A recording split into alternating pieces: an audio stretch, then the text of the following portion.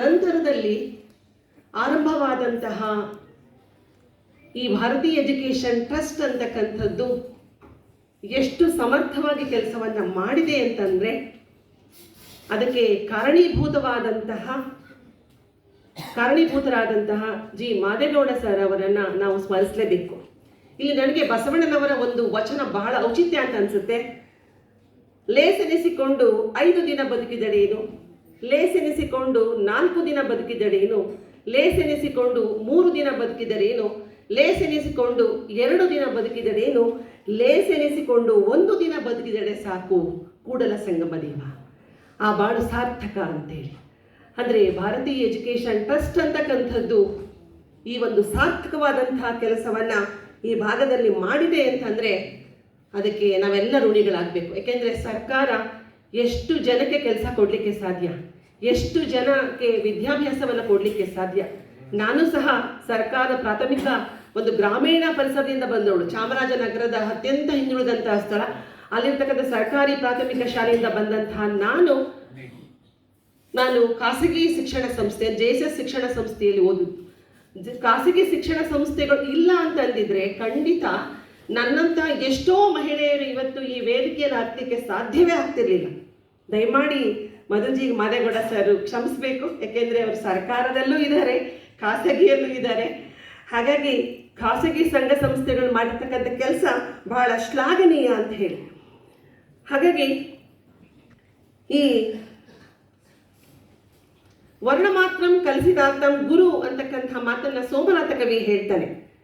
ಇವತ್ತು ನಾನು ಇಲ್ಲಿ ಬಂದು ನಿಂತ್ಕೊಂಡು ಮಾತಾಡಲಿಕ್ಕೆ ಸಾಧ್ಯವಾದಂಥ ಎಲ್ಲ ನನ್ನ ಗುರುಗಳಿಗೆ, ಪ್ರಾಥಮಿಕ ಶಾಲೆಯಿಂದ ಹಿಡಿದು ಉನ್ನತ ಶಿಕ್ಷಣದ ಎಲ್ಲ ಗುರುವರಿಗಳಿಗೆ ನಾನು ಸಾಷ್ಟಾಂಗ ನಮಸ್ಕಾರಗಳನ್ನು ಮಾಡ್ತೀನಿ. ಮತ್ತು ಇನ್ನೊಂದು ನನಗೆ ಭಾಳ ಸಂತೋಷ ಕೊಡ್ತಕ್ಕಂಥ ಸಂಗತಿ ಅಂತಂದರೆ, ಮಂಡ್ಯ ಜಿಲ್ಲೆ ನನಗೆ ಮೊದಲು ಅನ್ನವನ್ನು ಕೊಟ್ಟಂತಹ ಜಿಲ್ಲೆ. ಕೀಲಾರದಲ್ಲಿ ನಾನು ನನ್ನ ವೃತ್ತಿ ಜೀವನವನ್ನು ಆರಂಭ ಮಾಡ್ತೀನಿ. 31 ವರ್ಷಗಳು ನನ್ನ ಸರ್ವಿಸ್. ಇನ್ನೂ ಮಾಸ್ಟರ್ ಡಿಗ್ರಿ ಮುಗಿದು ಇನ್ನೂ ಫಲಿತಾಂಶ ಬಂದಿರಲಿಲ್ಲ.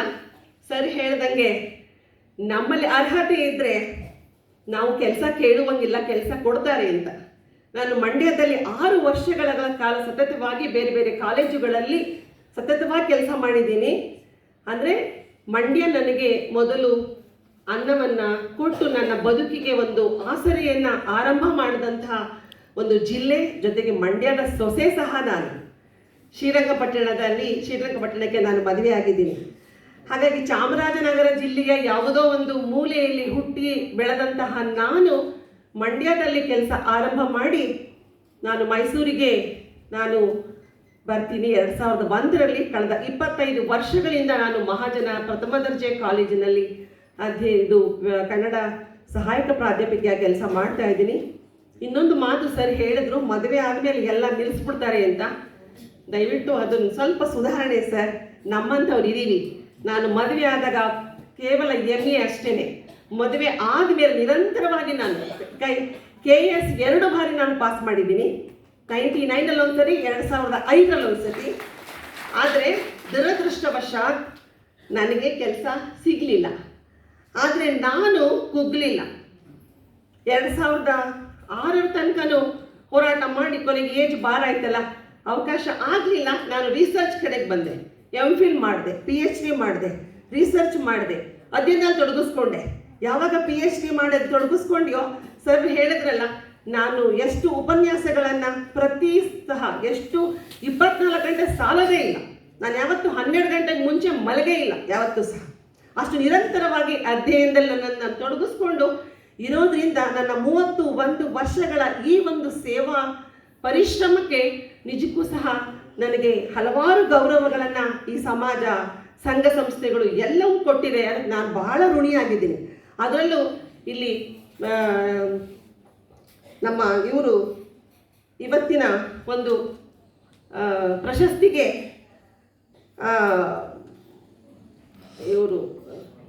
ಪ್ರಭಾವತಿ ನಂಜೇಗೌಡ ಅವರ ಹೆಸರಿನಲ್ಲಿ ಕೊಡಮಾಡ್ತಕ್ಕಂಥ ಈ ಒಂದು ಪ್ರಶಸ್ತಿ ಇದೆಯಲ್ಲ, ನಿಜಕ್ಕೂ ಇದು ಬಹಳ ಒಂದು ಮುಖ್ಯವಾದಂತಹ ಪ್ರಶಸ್ತಿ ಅಂತ ನಾನು ಭಾವಿಸ್ಕೋತೀನಿ. ಯಾಕೆಂದರೆ ಒಂದು ಕಡೆ ಹೇಳ್ತಾರೆ, too many women in too many countries the same language is silence ಅಂತ. ಇನ್ನೊಂದು ಕಡೆ ಒಂದು ಮಾತು ಬರುತ್ತೆ, ಎಲ್ಲ ಜಗತ್ತಿನ ಎಲ್ಲ ಹೆಣ್ಣುಗಳು ಒಂದೇ ಭಾಷೆಯಲ್ಲಿ ಮಾತನಾಡ್ತವೆ, ಆ ಭಾಷೆನೇ ನೋವು ಅಂತ.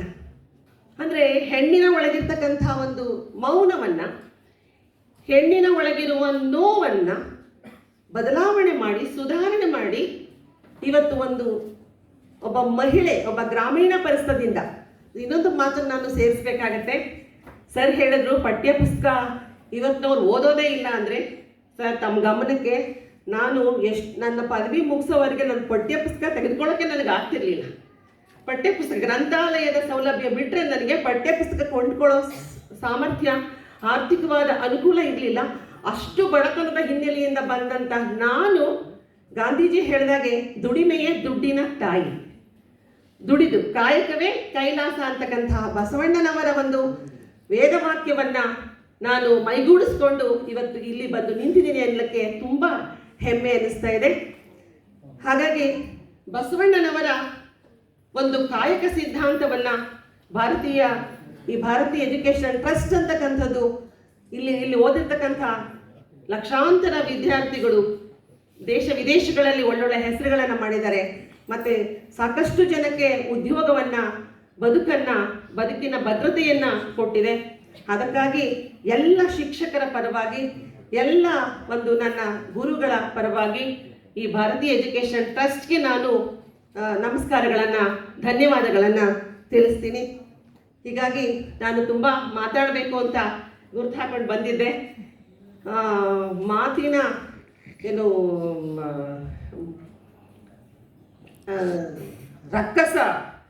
ಮಾತಿನ ರಕ್ಕಸ ಅಂತ ಹೇಳಿದ್ರು ಸಹ ತಪ್ಪಾಗ್ಲಾರ್ದು ಸರ್. ಆ ಒಂದು ರಾಕ್ಷಸ ಹೊಟ್ಟೆಗೆ ಆರ್ಕಾಸನ ಮಜ್ಜಿಗೆ ಅಂತಾರಲ್ಲ, ಹಾಗೆ ಈ ವೇದಿಕೆಯನ್ನ ನುಂಗಿ ನೀರು ಕುಡಿದ್ಬಿಟ್ರು ಸರ್. ನಾನು ಸಹ ಅಷ್ಟೇ, ವೇದಿಕೆ ಸಿಕ್ಕಿದ್ರೆ ಖಂಡಿತ ನಾನು ವೇದಿಕೆಯನ್ನ ಬಿಟ್ಟು ಬರೋಕ್ಕೆ ನನಗೆ ಇಷ್ಟ ಇಲ್ಲ. ಆದರೆ ಇವತ್ತಿನ ಒಂದು ಕಟ್ಟಕಡೆಯದಾಗಿ ಒಂದು ಮಾತು, ಮಂಕುತಿಮ್ಮನ ಕಗ್ಗದಲ್ಲಿ ಗುರು ಯಾರು ಅಂದರೆ ಹೇಳ್ತಾರೆ, ಗರ್ವ ಪಡದ ಉಪಕಾರಿ, ದರ್ಪ ಬಿಟ್ಟ ಅಧಿಕಾರಿ. ಗರ್ವ ಪಡದ ಉಪಕಾರಿ, ದರ್ಪ ಬಿಟ್ಟ ಅಧಿಕಾರಿ, ನಿರ್ವಿಕಾರ ನಯನದಿ ನೋಡ್ಪ ದಾರಿ, ಸರ್ವ ಧರ್ಮಾಧಾರಿಕಾರಿ, ನಿರ್ವಾಣ ಸಂಚಾರಿ, ಉರುವರೆಗೆ ಗುರುವವನು ಮಂಕುತಿಮ್ಮ. ಅಂದರೆ ಗುರುವಿನ ಸ್ಥಾನ ತುಂಬ ಪವಿತ್ರವಾದದ್ದು. ನಾನು ನನ್ನ ಈ 31 ವರ್ಷಗಳ ಅವಧಿಯಲ್ಲಿ ಮಂಡ್ಯ ಜಿಲ್ಲೆ, ಮೈಸೂರು ಜಿಲ್ಲೆಯಲ್ಲಿ ನನ್ನ ವಿದ್ಯಾರ್ಥಿಗಳು, ನಾನು ಒಬ್ಬಳು KS ಆಫೀಸರ್ ಆಗಬೇಕು ಅಂತ ತುಂಬ ಅದಮ್ಯವಾದ ಆಸೆ ಇತ್ತು, ಆದರೆ ಆಗಲಿಲ್ಲ. ಆದರೆ ಒಬ್ಬ ಉತ್ತಮ ಶಿಕ್ಷಕಿ ಆಗಿದ್ದೀರಿ ಅಂತ ಹೇಳಿ ಇವತ್ತು ನೀವು ನನ್ನ ಗೌರವಿಸಿರೋದು, ಅದು ನನಗೆ ಒಂದು ದೊಡ್ಡ ಸಂತೋಷವನ್ನು ತಂದಿದೆ. ನನ್ನ ಅಸಂಖ್ಯಾತ ವಿದ್ಯಾರ್ಥಿಗಳು ಇವತ್ತು KS ಅಧಿಕಾರಿಗಳಾಗಿದ್ದಾರೆ, ಒಳ್ಳೊಳ್ಳೆ ಹುದ್ದೆಗಳಲ್ಲಿದ್ದಾರೆ, ಸರ್ಕಾರಿ ಕೆಲಸ ತೆಗೆದುಕೊಂಡಿದ್ದಾರೆ. ಮತ್ತು ಇನ್ನೂ ಬಹಳ ಮುಖ್ಯವಾಗಿ ಹೇಳಬೇಕು ಅಂದರೆ, ಒಬ್ಬ ಖಾಸಗಿ ಕಾಲೇಜಿನ ಅಧ್ಯಾಪಕಿಯನ್ನು ತಾವು ನನ್ನ ಒಂದು ಪ್ರೊಫೈಲನ್ನು ಪ್ರಾಮಾಣಿಕವಾಗಿ ನೋಡಿ ಅರ್ಹತೆಯ ಮೇಲೆ ನನ್ನನ್ನು ನೀವು ಗೌರವಿಸಿರೋದು, ಅದು ನಿಜಕ್ಕೂ ಸಹ ನನ್ನ ಒಂದು ಪರಿಶ್ರಮಕ್ಕೆ ಸಿಕ್ಕಂಥ, ನನ್ನ ಅಂತ ಹೇಳಲ್ಲ, ನನ್ನ ಎಲ್ಲ ಶಿಕ್ಷಕರ ಪರವಾಗಿ ನಾನು ನನಗೆ ಕೊಟ್ಟಿರ್ತಕ್ಕಂಥ ಈ ಪ್ರಶಸ್ತಿಯನ್ನು ಸ್ವೀಕರಿಸೋಕ್ಕೆ ನಾನು ತುಂಬ ಇಷ್ಟಪಡ್ತೀನಿ. ನನಗೆ ಸಹಕರಿಸಿದಂಥ, ನನಗೆ ಜೀವ ಭಿಕ್ಷೆಯನ್ನು ಕೊಟ್ಟಂಥ ನನ್ನ ತಾಯಿ ತಂದೆಗಳಿಗೆ, ಮತ್ತು ಎಲ್ಲಕ್ಕಿಂತ ಹೆಚ್ಚಾಗಿ ನಿಮಗೆ ಗೊತ್ತಿದೆ, ಒಂದು ಗಂಡಿನ ಯಶಸ್ಸಿನ ಹಿಂದೆ ಹೆಣ್ಣು ತಲತಲಾಂತರಗಳಿಂದ ಇದ್ಲು. ಆದರೆ ಈಗ ಅದು ಬದಲಾಗಿದೆ. ಒಂದು ಹೆಣ್ಣಿನ ಯಶಸ್ಸಿನ ಹಿಂದೆ ಗಂಡು ಪುರುಷ ಇದ್ದಾನೆ. ನಾವು ಸೋಷ್ಟೇ ಅಂತೀವಿ, ಖಂಡಿತ ಇಲ್ಲ. ನನ್ನ ಯಜಮಾನರು ಇಲ್ಲಿ ಬಂದಿದ್ದಾರೆ. ನನ್ನ ಎಲ್ಲ ಒಂದು ಓದಿಗೆ ಅವ್ರಿಗೆ ಎಷ್ಟು ಸಹಿಸ್ಕೊಂಡಿದ್ದಾರೆ ಅಂದರೆ, ಹೆಣ್ಣನ್ನು ಮಾತ್ರ ಸಹನಾಮಯಿ, ಸರಿ ಹೇಳಿದ್ರು ಕೆಲವನ್ನ ಬದಲಾಯಿಸ್ಕೋಬೇಕು ಅಂತ, ಹೆಣ್ಣು ಮಾತ್ರ ಸಹನಾಮಯಿ ಅಂತ ಖಂಡಿತ ಒಪ್ಪಲ್ಲ ನಾನು. ಹೆಣ್ಣು ಸಹನಾಶೀಲಳು, ಗಂಡು ಸಹ ಸಂಯಮಶೀಲ, ಡೆಫಿನೆಟ್ಲಿ. ಯಾಕೆಂದರೆ ಸರ್ ಹೇಳಿದ್ರು, ನನಗೆ ಅಪವಾದ ಅದು ಗಂಡ ಹೆಂಡತಿ ಮಾತಾಡಲ್ಲ ಅಂತ. ಇಲ್ಲ ಸರ್, ನಾವು ಮಾತಾಡಿಸ್ತೀನಿ, ಅವ್ರು ಮಾತು ಕಡಿಮೆನೆ, ಬಟ್ ನಾನು ಮಾತಾಡ್ತೀನಿ. 25 ವರ್ಷ, ಈ ಅಕ್ಟೋಬರ್ 11ಕ್ಕೆ 25 ವರ್ಷಗಳನ್ನು ತುಂಬಿದ್ದೀನಿ. ಅದಕ್ಕೆ ಪೂರ್ವಯೋಜಿತವಾಗಿ ಬಹುಶಃ ಸನ್ಮಾನವನ್ನು ನಿಮ್ಮೆದುರಿಗೆ ನಾವು ಮಾಡಿಸ್ಕೊಂಡಿದ್ದೀವಿ. ಹಾಗಾಗಿ ನೀವು ಹೇಳಿದ ಹಾಗೆ ಈ ನಮ್ಮ ತಲೆಮಾರಿನ ನಂತರ ಈ ಯುವ ತಲೆಮಾರು ಸಹ ಈ ರೀತಿಯ ಒಂದು ಸಾಮಾಜಿಕ ಬದ್ಧತೆ, ಕೌಟುಂಬಿಕ ಬದ್ಧತೆ ಮತ್ತು ಶೈಕ್ಷಣಿಕ ಬದ್ಧತೆಯನ್ನ, ಹಾಗೆ ನೈತಿಕ ಒಂದು ಸಾಮರ್ಥ್ಯವನ್ನ ಬೆಳೆಸ್ಕೊಂಡು ಮುಂದುವರಬೇಕು. ಆ ನಿಟ್ಟಿನಲ್ಲಿ ನಾವು ಶಿಕ್ಷಕರೆಲ್ಲ ಸೇರಿ ಕೆಲಸವನ್ನ ಮಾಡಬೇಕು ಅಂತ ಹೇಳ್ತಾ, ಇನ್ನು ಬಹಳ ಮುಖ್ಯವಾಗಿ ಹೇಳ್ಬೇಕಂದ್ರೆ ಸಮಯದ ಅಭಾವ ಆಗಿದೆ, ಸನ್ನೆ ಮಾಡ್ತಿದ್ದಾರೆ ಅವರು.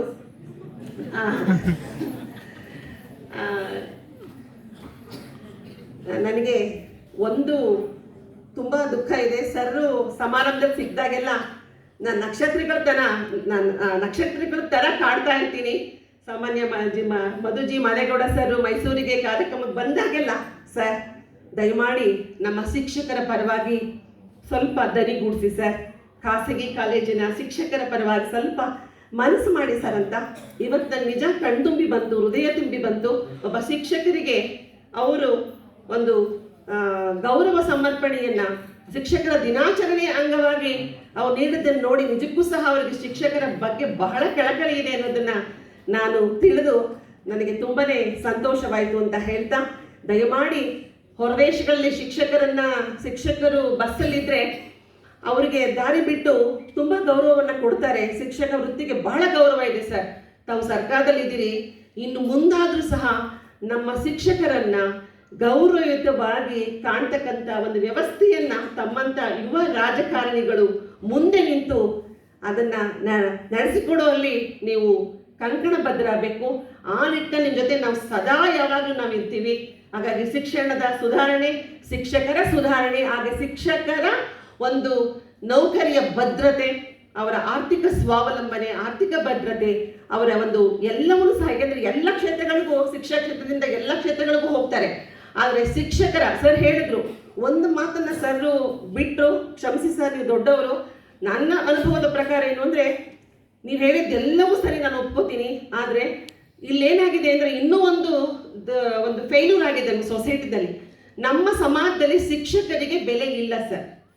ಶಿಕ್ಷಕರನ್ನ ಅಂದರೆ ಬಹುತೇಕ ಕೆಲವು ಸಂಘ ಸಂಸ್ಥೆಗಳನ್ನು ಹೊರತುಪಡಿಸಿದ್ರೆ ಬಹುತೇಕ ಸಂಘ ಸಂಸ್ಥೆಗಳಲ್ಲಿ ಶಿಕ್ಷಕರನ್ನ ನೋಡುವ ರೀತಿ ಸರಿ ಇಲ್ಲ. ಅಂದ್ರೆ ಶಿಕ್ಷಕರಿಗೆ ಎಲ್ಲ ಕ್ಷೇತ್ರಗಳಿಗೂ ಇಲ್ಲಿಂದ ಹೋಗ್ತಕ್ಕಂಥ ಏನು ಎಲ್ಲ ಕ್ಷೇತ್ರಗಳಿಗೂ ಇಲ್ಲಿಂದ ಹೋಗ್ತಾರೆ. ಸರಿ ಹೇಳಿದ್ರು, ರಾಷ್ಟ್ರಪತಿ, ಪ್ರಧಾನಮಂತ್ರಿ ಏನೆಲ್ಲ ಹಾಗೆ ಹೋಗ್ತಾರೆ ಅಂತ. ಆದರೆ ಒಬ್ಬ ಶಿಕ್ಷಕ, ಅಂತಹ ಶಿಕ್ಷಕನ ಬದುಕನ್ನ ಎಷ್ಟು ಸಾಧ್ಯವೋ ಅಷ್ಟು ರೀತಿಯಲ್ಲಿ ಅವನನ್ನ ಆರ್ಥಿಕವಾಗಿ, ಸಾಮಾಜಿಕವಾಗಿ, ನೈತಿಕವಾಗಿ, ಸಾಂಸ್ಕೃತಿಕವಾಗಿ ಅವರಿಗೆ ಒಂದು ಭದ್ರತೆಯನ್ನು ಒದಗಿಸ್ತಕ್ಕಂಥ ಕೆಲಸವನ್ನ ನಮ್ಮ ಶೈಕ್ಷಣಿಕ ವ್ಯವಸ್ಥೆ ಮಾಡಿಬಿಟ್ರೆ ಖಂಡಿತ ಈ ಸಮಾಜವನ್ನ ಸ್ವಾಸ್ಥ್ಯ ಸಮಾಜದ ನಿರ್ಮಾಣದಲ್ಲಿ ಎಲ್ಲ ಶಿಕ್ಷಕರುಗಳು ಮುನ್ನಡೀತಾರೆ ಅಂತಕ್ಕಂಥ ಭರವಸೆಯನ್ನು ಖಂಡಿತ ನಾನು ಕೊಡಬಲ್ಲೆ.